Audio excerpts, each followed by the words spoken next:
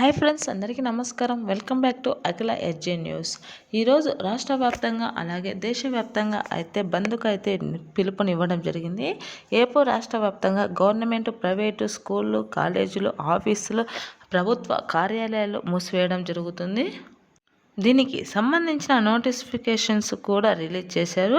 మన ఏపీ రాష్ట్రంలో గురువారం భారత్ బంద్కు పిలుపునిచ్చింది. దేశవ్యాప్తంగా సమ్మెకు పిలుపునిచ్చారు. రైతులు సంఘాలు మద్దతుతో పలు కేంద్ర కార్మిక సంఘాలు కూడా దేశవ్యాప్తంగా బంద్కు పిలుపునిచ్చారు.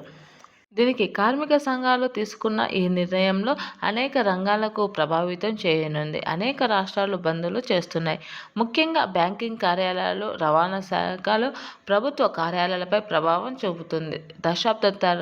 దశాబ్దంన్నర నుంచి అంటే 5 ఏళ్ల తర్వాత ఈ స్థాయిలో అన్ని సంఘాలు మద్దతు ఇవ్వడం ఇదే మొదటిసారి అని చెప్పవచ్చు. ఈ బంద్ అనేది ఒక ప్రాంతానికి, ఒక రాష్ట్రానికి సంబంధించినది కాదు.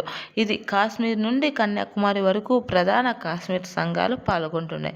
నిరసనలో 30 కోట్లకు పైగా కార్మికులు పాల్గొనే అవకాశం ఉందని కార్మిక లోకం అయితే ఒక అంచనా వేయడం జరిగింది. ఈ బంద్ జరిగినప్పుడు ముఖ్యంగా స్కూల్స్, కాలేజీలు, గవర్నమెంట్ ఆఫీసులు ఇలాంటివన్నింటినీ నిరసనదారులు మూసివేసే అవకాశం ఉందని, రేపు భారతదేశం మొత్తం అయితే బంద్లో ఉండాలని అయితే తెలియజేయడం జరిగింది.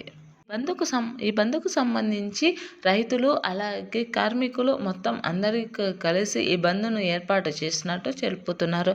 కావున భారతదేశంలోని ప్రతి ఒక్కరూ కూడా ఈ బంద్కు సహకరించాలని, దీనిని ఎలాంటి ఆటంకం చేయకూడదని అయితే చెప్పడం జరుగుతుంది.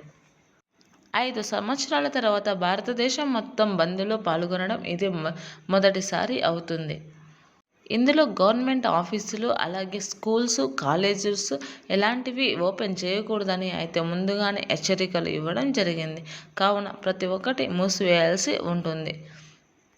Thanks for watching this video.